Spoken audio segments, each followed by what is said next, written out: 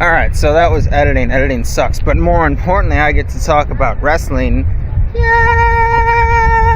Arthur said I spend too much time talking about wrestling in like abstract and then not abstract, that I'm just naming names and not explaining. Well, yeah, that was the point of the last video. That was for me. The whole point of that video was it was for me. Alright, fucker?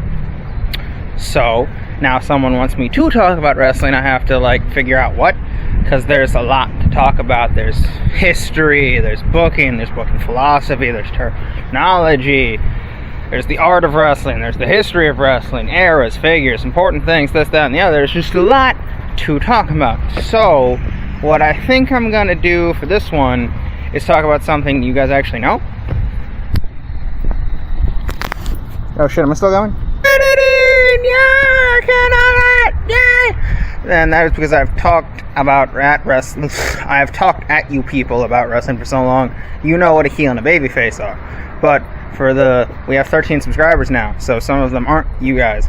So for you guys who don't know, a heel is the villain. The other guy comes out and you go, boo, boo, I do not like you, you suck. That's their job. They're the bad guy. They're the asshole. They lose. That's how wrestling works. Wrestling is something that's built on the archetypical feel-good moment.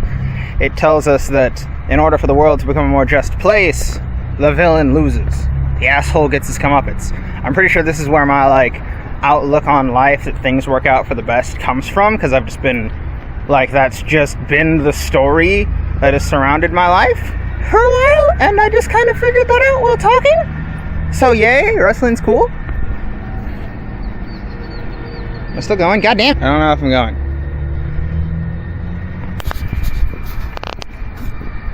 Oh god, it's still going. Goddamn. I'm not. Yeah, easiest. One of the longest running heel archetypes is the evil foreigner. The guy was like, I come from country that is not America, and America sucks, vodka Gorbolski. This is your Iron Sheik, your Mustafa, your Rusev. Although you can argue Rusev is booked like a babyface kind of is. Let's not get into it. And Muhammad Assad, who will be the subject of today's video. That came out, right? Heel. What do you guys think Muhammad Assad is gonna be like? That's right, he's an American Israelite who's disgusted with his fellow Americans after the way they acted after 9/11. Wait, what? Wait, is this going? Okay, it's going, yeah. I'll edit that. This is so I can know where to edit. I won't know if I'll edit. I might not edit. Okay, God, I feel like an old person, because every time I switch the camera, even though I said I'm going to do the one shot, and I'm not, so why am I talking right now? This video is terrible. I quit. Man once said never give up, and his name is John Cena, meme rap-a-doo. So anyways, yeah, Muhammad Assad, his thing was, he was an American citizen, but, I'm bad at that. His thing was he was an American citizen. He was an American Israelite, born and bred in America. And he was disgusted with America post 9/11 because we had rampant jingoism and xenophobia, and I'm an American, fuck all these goddamn brown people. That's just not lie, that's just kind of what happened. He's one of my favorite heels of all time, is because yeah, that's some deep shit. Wrestling isn't subtle. Subtlety in wrestling, I'll give you an example, and that's Muhammad Assad's entrance music. You know that thing where you say an English American word but in a foreigny kind of sounding way? His entrance music is alien, alien, alien. Yeah, alien, get it? Because foreign and not from here. Ooh, foreign. Deep seated storytelling, interesting thematic storytelling with wrestling, but I'm the thematic guy and I analyze things. And Muhammad Assad's character you can actually analyze. I'm wow, they're saying things, and this is some what's the word I'm looking for? There's some satire going on here in wrestling. That's amazing. That never happens. And so, his thing was he's just you guys, you're being assholes. You Americans suck. You make me sick to be an American. We're boo, boo. But to be fair, every fucking promo he cut was 9/11. And that's the easiest heat to get if you're just a foreign person saying 9/11. Now, That's the interesting part about Muhammad Assad, and like the reason he worked is because he'd be like, after 9/11 America was racist, and this only proves that you were racist the whole time. And that's like kind of the promos he cut. So, you know, subtle isn't the greatest, but this is the closest wrestling ever came to subtlety. Which is bad for me saying that I like wrestling. Muhammad Assad, that is how his story ends, and things that happened outside. Let's get to the things that happened outside Wrestling Ring 1. Muhammad Assad was not played by a Middle Eastern person. He's Italian. He's an Italian guy. So you can like argue that that plays into the whole like us being racist thing, because I thought he was Middle Eastern and so did everyone else. Muhammad Assad's character is he's not a terrorist. He is an American, and I'm not saying that Americans can't be terrorists, but he's not a terrorist. He's a fellow American who's disgusted and upset by the rampant jingoism and xenophobia that happened in America post 9/11. That's it. The heat that he got, heat is a term in wrestling. It's when the heel gets booed. That's heat. That's what it is. He got such beautiful, immaculate heat. It was so thick and rich, you could just pour that sumbitch on pancakes just every fucking week. It was great. His heat was so great, he was booked to win the WWE Championship, which, that's awesome. We'll get to why that would have been awesome in a second. But this is where I'm a wrestling fan. Wrestling fucks up good things a lot. We can talk about a lot of things wrestling's fucked up that are good later if you want me to. But again, key component of his character is he's not a terrorist. He gets into a feud with The Undertaker.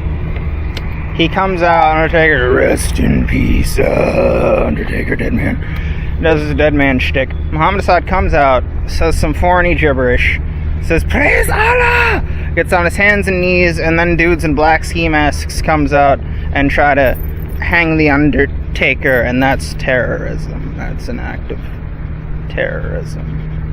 So yeah, that kind of ruins the whole interesting part of Muhammad Assad's character. The outside problem of this is right when that happened, like a day before that episode of Raw aired, an actual terrorist attack happened in London. I think it was London, but it was a bombing, and like 6 people actually died. Timing! That's just terrible. Oh shit, it's going. And so then WWE was like, well, we can't do this. What are we gonna do? And so he has his match with The Undertaker. And it's gonna be hard to explain this, because you guys just don't really like wrestling format, but like there's an entrance, there's a ramp, and it goes out like this way, and then on the side are the side entrances, and there's like a divot, there's like just a gap. And The Undertaker chokeslams him off of the gap, and he kills him, because he's the dead man, and he's The Undertaker, and he kills people. And because after that match, Muhammad Assad was never saw again, because they had to cut the character. So, let's analyze this story, shall we? It says, it embraces and justifies the xenophobia. The idea that the foreign guy, the brown person, is a terrorist. And the solution to that is violence, is to kill them, because that's what The Undertaker does. He kills people. And we're not going to get into wrestling being an advocate of violence, because it's wrestling, just how it works, kind of like comics. Kind of isn't the way you should have ended that story, because it could have ended with him getting the WWE Heavyweight Championship, becoming a face, and it's a story about, no, you're all being stupid. He's just telling you you're being a dick and you're mad at him because you can't get over it. So, yeah, Muhammad Assad, one of my favorite heels. The heat was just so rich. He had interesting things to say in his promos. He had a story that could have been great and amazing and like made us stop and think, and then they cut a promo where he was a terrorist right when an actual terrorist attack happened, so they had to kill everything. He's a character who really needs to come back and get his face run, so his story, you know, is about not being racist, because that would be nice. Also, like, I'd like to talk more about wrestling, because I love wrestling, and we'll talk about it till the sun goes down. And I've gone over the time limit, but I don't care. Eat a dick, everyone who isn't me. Ha ha ha ha, I'm a heel. But if you want something specific, say something specific, because it's kind of like, I want to talk about wrestling. Okay, talk about wrestling. It's like when someone throws you in a fiction section in the library, a fiction section in the library, and is like, what should I read? Can you narrow it down a little bit? So yeah. Also, in response to Noah, no, I never actually thought about the roads connecting everywhere, but now I can't unthink of that because I can look at that one right there, that road, and it all leads to you guys. In response to Arthur, having Tayshawn is no great comfort. So don't be sad that you don't have any of the group with you.